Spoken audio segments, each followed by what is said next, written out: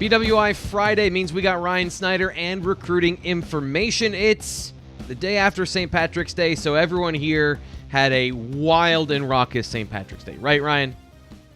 Yeah, we put our kids in green shirts and sent them off to daycare, and if daycare didn't send home a pamphlet saying to dress my kids in green shirts, I probably wouldn't have even known it was St. Patrick's Day until, of course, you watch the NCAA tournament and, every lucky shot and lucky bounce is a St. Patrick's Day pun, I guess you would say. So, it was a great day. I feel better then about giving everybody a break from the St. Patrick's Day beat you over the head with it, because Nate and I yesterday on the show, when we were doing our mailbag show, did not address that it was St. Patrick's Day even once. So it was a safe haven from bad media people doing puns about it being St. Patrick's Day and not really.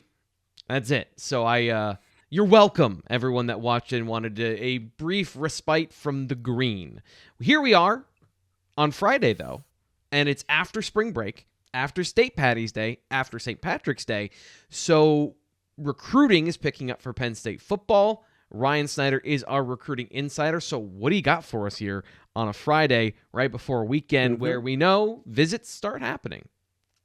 Yeah, we've got a handful of players coming to campus this weekend. I think fans know the big name this week. Of course, Andrew Rappleyea tweeted out maybe about 10 days ago or so. Actually, I think it was about a week ago. That he's coming up to campus this weekend. So I think a lot of fans have seen that by now. Of course, he's committed to Michigan, out of Milton Academy up there. And he's originally from, Millbrook, New York, I believe. But this was a player who I thought Penn State would have a commitment from by now. And I think back in Christmas time, we were talking about that a good bit. And then, of course, Neo Avery commits on New Year's Eve, and everything kind of got turned upside down. The one thing that Penn State sources were consistently telling me is that they've handled this right, because I thought I'm pretty confident that Andrew was close to committing to Penn State around that time. And of course, when you add another tight end who, of course, they really wanted, Neo Avery at the time was considered a tight end. It was, one of those things. It's kind of like a sticky situation, right? Like, you don't know how do you handle that. And right. Only those who have been in recruiting for a long time and have the experience can probably shed more light on how they do that. But the one thing that people kept saying to me is that they were just honest with him about it. They kept a good relationship with him. And, to me, I just got the hint, I guess, is that they kind of kept telling him, hey, look, we think Neo would be a great defensive end. We need to talk to him about this. Yeah. Both of you are very important to us. Of course, Joey Schlafer's already committed, so that's where the log jam comes at that position. So, of course, that's all been ironed out now. Matthias Barnwell is going to be a defensive tackle, most likely. Neo Avery is going to be a defensive end. And that kind of opens up a spot then for a true second tight end. And that's why Penn State's going to get this visit. So he, of course, committed to Michigan. What is it? Back in, I think, early January, mid-January, right. We'll say. And, now Harbaugh, the younger Harbaugh, tight end, was the tight end coach. Now he's going to be safeties. Graham Newsome, who, of course, was a Penn State recruiting target back in the day. He's going to be the tight end coach at Michigan. And I think that's given Andrew a lot to think about. So this will be a big weekend for Penn State. He does plan to go visit Michigan, and he does plan to go visit Boston College. So do I think we're going to see a direct flip this weekend? Right now, no. I don't really think that would be the case. I do expect him to take those visits. And most importantly, Penn State expects him to take those visits. That's right. Something people have consistently said to me. So we will see what happens, but this is a massive visit and certainly, in my opinion, the most important visit of the week so far. There might be some other guys coming up. Well, maybe we can talk about that down the road.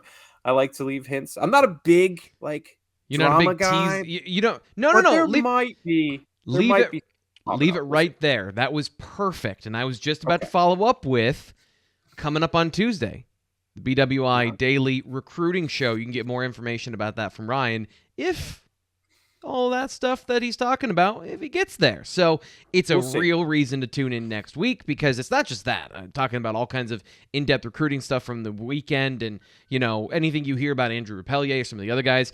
I want to talk about Andrew Rappleyea, though, because you brought him up on Tuesday, and watching the film and putting together, going in and putting together some of the highlights, and Holy cow, is he an amazing receiver. He immediately becomes one of the best receivers in this recruiting class. And they've had 4 tight ends come through here. So his route running, I see why they really like him. And I also see why in the situation, he's I wouldn't even say small. He's just smaller than the guys that they have gone after previously.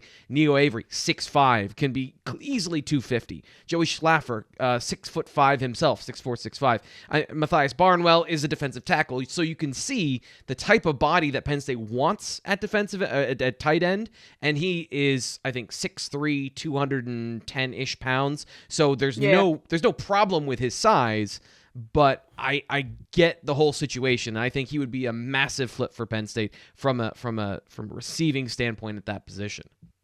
Mm-hmm. We have him at 6'4", 215. He's probably a little like 6'3 and a half, 6'3 3/4, something like that. I believe I got his height and weight from sources, and I think I rounded up to 6'4", but I think it's 6'3 and a half, 6'3 3/4. I believe it is. But yeah, you're right. That's really the only knock. And I mean, we're talking about an inch here, so this isn't like a knock, really. So exactly.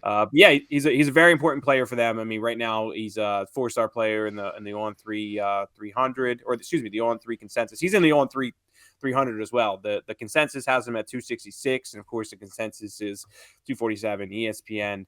On-3 and Rivals all kind of put together. And then the on-3 300 is our personal ranking for on-3, and he's number 167, the 9th ranked tight end. So very important player for Penn State, and somebody that, like I said, I mean, a couple months ago, I thought he would have been committed by now. I mean, I was really kind of surprised that he committed to Michigan just because of how much, or at least in my opinion, or from what I heard, he was in on Penn State. I mean, right. I thought it was kind of a foregone conclusion in a lot of ways. And the only reason I didn't put I'll be honest with this one. So the only reason I didn't put a pick in for Penn State was because I had sources telling me, please don't, because they didn't want to, it was good with the family, and they didn't want the family to kind of like get upset or think that they were kind of leaking information. So that's the only reason I ever kind of held off on putting in, an RPM prediction on him. And I'll be honest, I do kind of want to put in a flip prediction for him, and I think I might after this weekend. Like I'm considering it closely, so we'll see. But I think you laid it out perfectly, though, because kind of the landscape is he's absolutely weighing his options, it seems, of going back and giving Michigan another shot, checking out Boston College, making one kind of final pass before he makes any sort of decision to stay committed or flip somewhere else. So I think that's a really, really, really well laid out sort of view and how important this weekend is into that sort of situation. And if you want that information even before the Tuesday recruiting show, sign up for Blue White Illustrated so you can get information from Ryan on the BWI message board. The Lions Den is where all this information comes out. And of course in premium content articles, which you only get by signing up. And it's just $1 for 12 months of access. It's 12 months of recruiting info. Yeah. Is there a typo? Like, do we have to check with somebody? Am I going to get in trouble? I think it goes till April. I believe we are like genuinely entering like our final 5 or so weeks for this. But I was talking to somebody about that the other day. I was like, how's it still $1? Like, I thought we were going to end this by now. And our numbers are really good. Like, I'm not trying to, pat ourselves on the back too much, but we've done really well with it. Yep.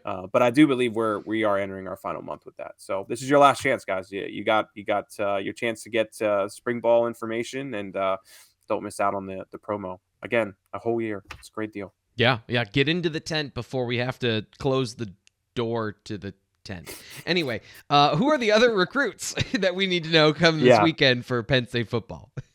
Yeah, there are a couple. I'll start with Calvin Smith. He's a 6'4", about 210 or so, defensive end out of Florida. Penn State offered him, I believe it was a couple of months ago. I apologize, I don't have that in front of me at the moment, but I believe it was they've offered in 2022, or maybe it was late 2021. But long story short, he's actually at Pitt on Thursday, so he made his way up this way to visit. I know at least Penn State and Pitt. He might have one other for Sunday, but I know he's definitely coming to Penn State. I believe Iowa State, Tennessee, and Illinois are the schools he's seen so far. Solid offer sheets. Tennessee, Iowa State, Illinois, of course. Those are the schools I mentioned already. Kentucky, Mississippi State, Michigan State, Arkansas, West Virginia, Va-Tech. Solid offer sheet. I haven't talked to Calvin myself personally yet, but just from talking to Penn State sources, they kind of think that he's somebody who's being slept on rankings-wise right now.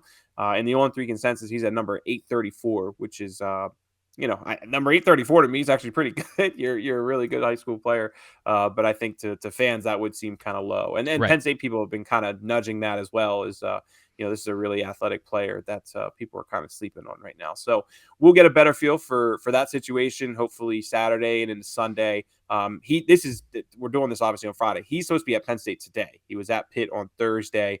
And like I said, I think he might be seeing one other school while he's still up here, but I got to double check on that. Mm-hmm. Brice Pollock then is another 2023 cornerback. He's from Georgia. He is flying up today, and I believe this predominantly will visit on Saturday. We have him at 6'1", 175. He had some really impressive stats last season, I believe. I think it was like 58 tackles for a cornerback. That's pretty good, man. In high school, you don't see that. Yeah, you don't see that often. 58 tackles. I was watching his film too, man. He's got a good eye for the ball. 4 interceptions last year, 12 pass deflections, had a sack as well. I think he has 6 interceptions in 16 or 17 games. So that's a pretty good ratio there. I know he's running track as well. I think his best time so far in the 100s 11.4, which is all right. We've seen worse as far as top prospects. So Penn State's going to get a good look at him this weekend. Georgia Tech, Indiana, Kentucky, Pitt, UCF, Wake Forest, West Virginia. They're kind of in the mix there as the schools who have offered him so far. I know he's been to Georgia Tech a couple times. He's not doesn't live too far away from Atlanta, so that would make sense. Florida State's another school who hasn't offered yet, but he has visited, and I believe Wake Forest as well is another school he's visited. So another player who I'm just kind of getting to know. I talked to Brice once or twice previously. He told me he has a good relationship with Terry Smith and Jaywan Sider, Rashad Elby too. Their newest recruiting analyst, or I guess recruiting, what are they called? Recruiting assistant, we'll say. Yeah. I think they all have like recruiting coordinator tag, but they're all recruiting coordinators, so I try not to use that too much. But anyway, he's been in touch there a little bit as well. So another player that's I think we'll be getting to know, or at least talk about a little bit more here throughout the spring. And then the fourth scholarship guy that we know right now is Rico Scott. He's a 2024 wide receiver from Bishop McDevitt. I've talked about Rico a little bit, of course, with him being from Harrisburg. I think some fans might get to know him a little bit better. He had a pretty good season last year. He was their number 3 wide receiver last year at McDevitt. So his touches were limited, but man, he made a lot of big plays for them. And I think that's what schools are really seeing with his film. Maryland, Va-Tech, Pitt have all offered. He's also got, I believe, Old Dominion. So Ricky Ronnie and his staff have made that move as well. So, solid group. I mean, I'll be honest, I was thinking it'd be a little bit bigger. Just from talking to people in the last couple of weeks. But I think now it's kind of shaping up to be next weekend. That'll be the bigger weekend. As far as just like overall quantity of scholarship guys, there will be some non-scholarship guys there. We're just kind of waiting to see and get a few more names there before we put them out, and we'll put them out on the message board later today. And I'm like I said, I'm not generally not trying to like over tease it, but there are 1 or 2 other important players that I am keeping an eye on, but I don't want to put names out there if they're not visiting yet. So we will share that with subscribers when the time comes. Another great reason to do that. And then I'm just going to say it again, sign up for Blue White Illustrated here on YouTube, because then if you missed any of this stuff, you can catch some of it over on the recruiting show on Tuesday. And we got some we've got some other things. I won't tease things on this end because we got all kinds of stuff coming up next week. Spring practice is here. There's no we shouldn't need to tease any of this stuff. Monday is a huge day, so I'll just let everyone in on the news now. This is more of a programming thing than a tease. The BWI live show on Monday is not going to be at noon because that's when James Franklin is speaking to the media. We'll have coverage of that all day long at BlueWhiteIllustrated.com. We'll have stuff up here on YouTube, including James Franklin's comments and a live reaction, or a shortly thereafter reaction from the guys who are there in person for the first time in 2 years. Wow. At It's gonna be weird being in that. It's gonna be weird being in there. I don't know. I guess we have so many people now. I don't know if I need to go. Like I used to always go and get all the photos, but yeah, there's gonna be like 5 of you guys. Maybe I'll stay back at home base. It'll be weird. No, I gotta go. This is my first time in that room. I gotta go. I'll definitely go to practice. And Sandy Barber speaking with the media too on Yep. Monday. Of course, she just announced her retirement. So we have James, I believe it's like late morning. Sandy, I believe, is like 1-ish, 2-ish. I believe it's like 1-ish. And then practice will be probably early evening time. Yep. So Monday is going to be a very busy day. Yep. So stay tuned. We haven't nailed down the final time, but we will have the BWI live show in the evening. I think tentatively sometime around 8 o'clock, but we'll have that over on Twitter and everywhere else for you to get to know that information. One thing I want to circle back quickly to when it comes to, you were talking about Bryce Pollock, and this is kind of a curveball question for you, but who are players that are important? Their track is important this year. They're either 100-meter dash or something to see in track where Penn State wants more information and they need to see some metrics, some things they need to hit. Who are guys where the track is an important season for them? You know, the easy answer here is all of them.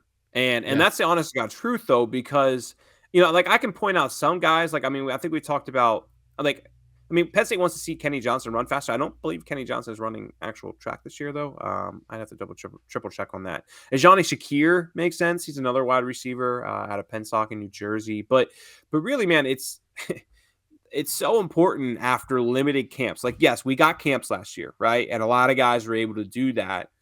But, you know, even track and field last year was still limited in some states. And this is kind of the first year where everything's pretty much back to normal.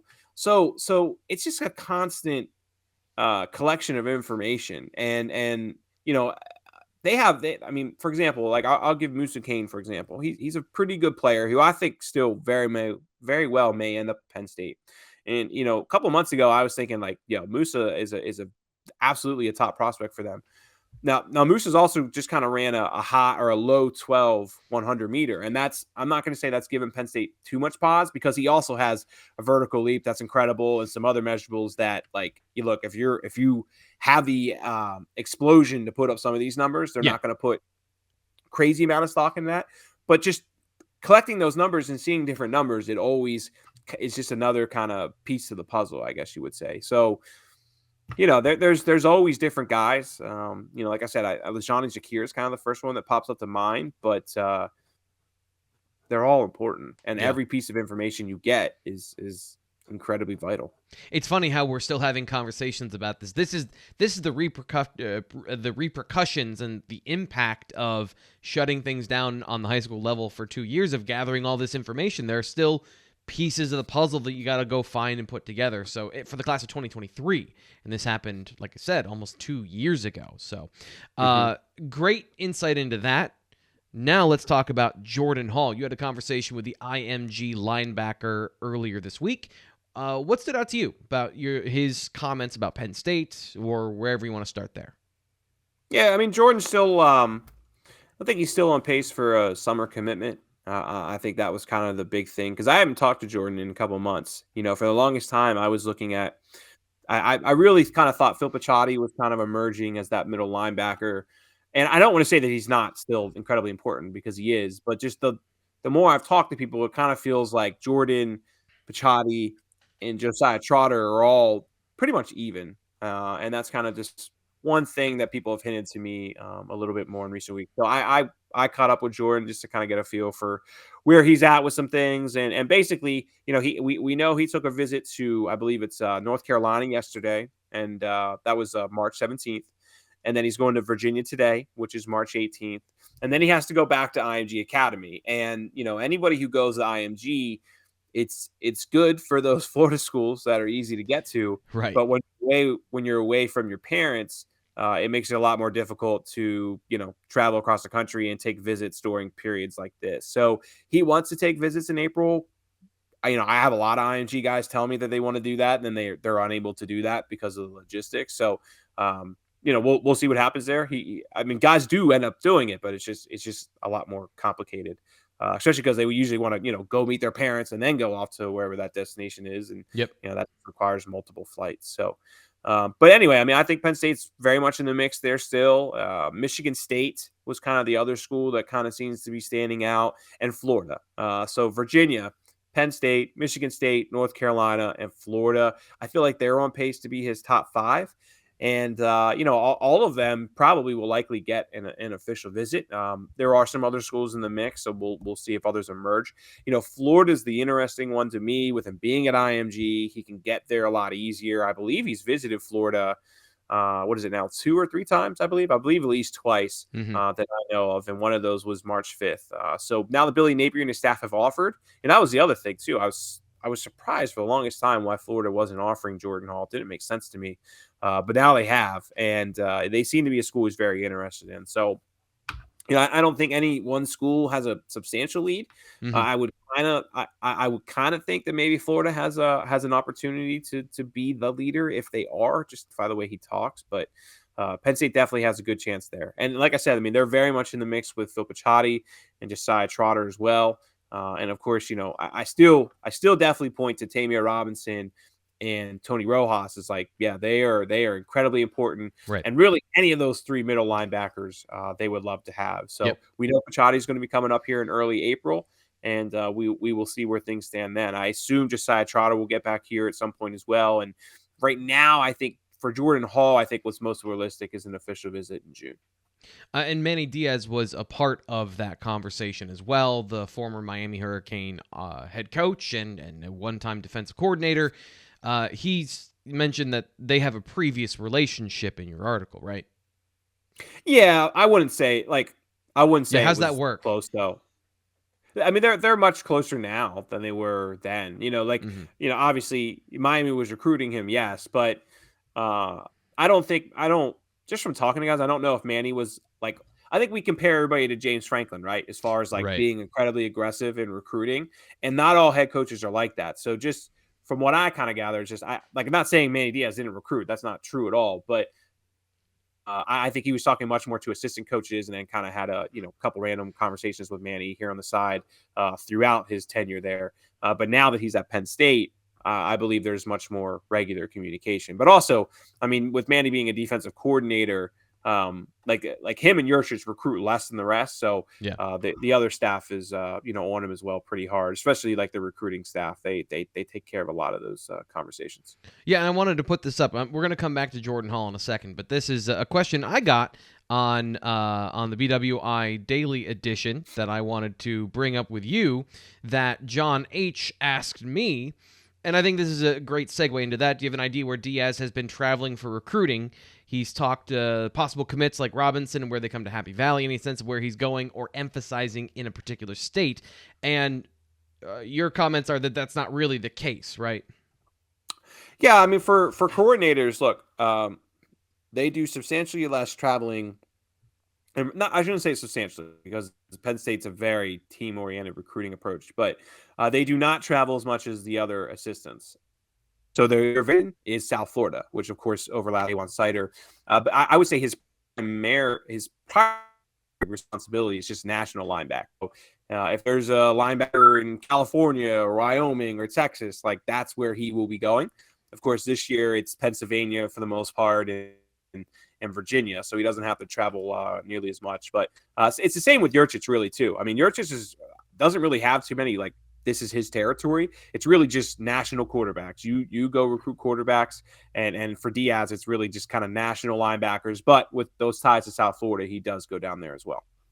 And I want to go back to Jordan Hall for a second, just because like I can't see film and then not say something. So I'll just put this up here again. I really like. Obviously, these IMG kids are all really well coached. That's the whole point of IMG. But if you look at his film in particular, and this is what I liked about Picciotti as well, these are really good reads. So in a lot of linebacker film, when you're looking at especially Will and Sam linebackers, they're just so physically talented that what they're doing is like running to the football and destroying the ball carrier. And it's not necessarily a cerebral thing. I love watching a guy who clearly is using his eyes. And Jordan Hall is playing that way here. So I think he's a really good Mike linebacker candidate who plays the Will here for IMG. So he plays Will and Mike in this situation.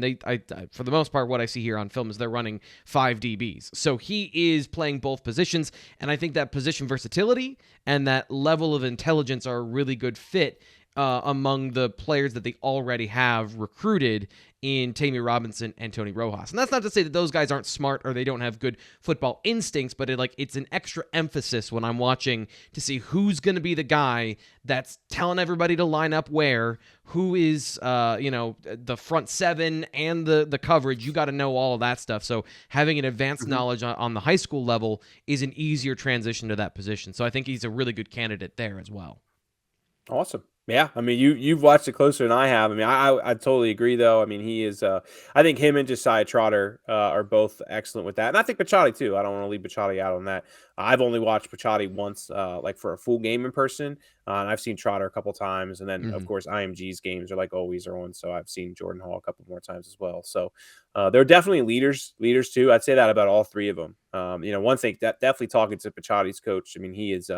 He's the heart and soul of their team. And, Josiah Trotter, his dad's Jim Ryan Trotter. I mean, there's amazing bloodlines there. And then, of course, talking to Jordan, he was saying that's one thing Manny Diaz has really raved about him. So you need a leader for that Mike position. And all three of these guys fit that really well. So I want to go to the cornerback position quickly because you talked about a couple of corners on the show so far, and I know that you're going to be getting to your updated hot board for cornerbacks, but one thing that's been consistent to me in listening to what you have to say, reading what you have, and talking to you in person is that it's kind of not to say like I don't know, but it's a big shrug when it comes to the cornerback board. So I want to ask you, with only one corner last year and Lamont Payne already committed in this class, that kind of ambiguity, is that a concern or is that an opportunity because there are so many national prospects that are a part of the conversation? That's a good question. I would say there's a little bit of a concern. I mean, I don't think I think they're fine with just taking two this year. But I also think when you look at their safeties, there's quite a few safeties who are excellent athletes and maybe listed as a safety, but kind of more of a versatile guy, get him on campus and figure it out. So, but this cornerback board's all over the place. And it's look, I did pretty much a hot board every day this week, and now I've taken 2 days off because I'm trying to figure this board out before I go out there and run my mouth on who's who and who's most important in my eyes. But we know Antonio Cotman's been here a few times. He's a Life Christian Academy prospect. The thing with Cotman is I'm not sure if he's a corner full time. 6'2", 200. When I see his frame, it says more of a safety to me. So I'll be curious there. But I do think he's a player that Penn State will take and get him on campus and work him out wherever. He's a solid prospect I think Penn State would really want. But everybody else is national and Georgia, Florida, wherever. And I think that's going to be something that I don't want to say hurts them. But it just makes it more difficult. And that's also why June official visits probably will be the time when we start to figure this board out, because it's with so many guys from down south, they're going to just have to wait until Penn State wants to use its officials. I mean, Penn State has used officials in the past for the blue-white game. I'm not sure if they're going to do that this year. I think they definitely, especially when you're hosting guys from Florida, you kind of want to wait till June to get them here because you don't know what the weather is going to be like. In you want it to be as similar as possible. So when it's hot and humid here, you want to make sure they're coming up. One guy I will hit on is Braden Marshall. He's from Lake Mary, Florida. I actually just posted a story on him today, and he's talking about potentially coming for an official visit. There's more in the story, and I'll save that for subscribers, but he gives me a date that he's looking at and everything. So that seems pretty likely that he's going to end up here. And, only time will really tell exactly what happens there. But, I mean, I know Boston College, Clemson, Florida State, Nebraska, Pitt, UCF, they've all kind of hosted him for unofficial visits. He just got an offer from Clemson a little bit ago. So to me, it feels like Clemson, Penn State, they're both in a good position to get an official visit from Braden Marshall. But again, that'll probably come in June, and things need to get worked out until then. BWI Daily Edition. I'm your host, Thomas Frank Carr, recruiting insider for On3 and for Blue White Illustrated, Ryan Snyder. We're going through the things you need to know when it comes to Penn State recruiting in a very important month coming into the end of the show here. So one thing I want to take a look and take a step back and kind of look at the landscape, not just at Penn State. Every year, it's always the same teams in particular that Penn State is recruiting against.